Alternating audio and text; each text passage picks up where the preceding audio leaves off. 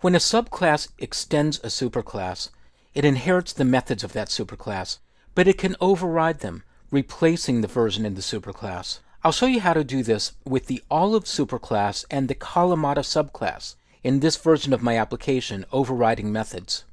The olive superclass has a method called crush. It outputs a simple string and returns a value.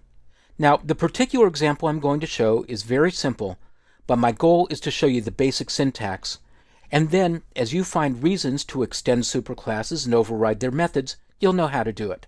Go to the subclass Kalamata and place the cursor after the constructor method. Now, you could type all the code yourself, but Eclipse will help you.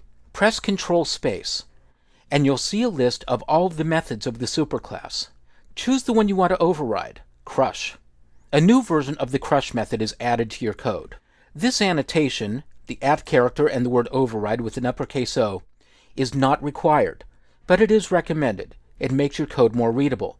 It makes it clear that you're overriding the superclass's version of the method.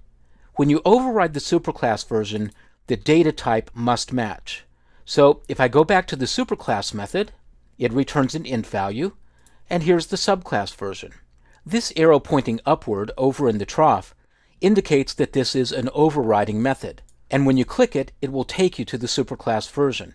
I'll go back to the subclass. I'll get rid of this to-do comment. We don't need that. The version of the class that Eclipse generates includes a statement return super.crush. This means call the superclass's version of the method and return whatever value it returns. So even though you're overriding, you still can take advantage of the functionality that's a part of the superclass implementation. Now, I'll place the cursor inside the new method, and I'll use system.out.println, and I'll output the message crush from subclass. Then I'll go back to the superclass version of the method, and I'll output crush from superclass. I'll save all my changes and run the application, and you'll see wherever the subclass version is being called, that first I get the message from the subclass and then from the superclass. And this is because of the order of the code. First I'm getting this print command, then I'm calling the return statement and calling the supercrush method. The supercrush method is outputting its message, returning the value, and then finally the subclass method takes over and returns the value to the main application. So, to review the rules for overriding methods, the data type of the method that you're overriding must be repeated in the subclass.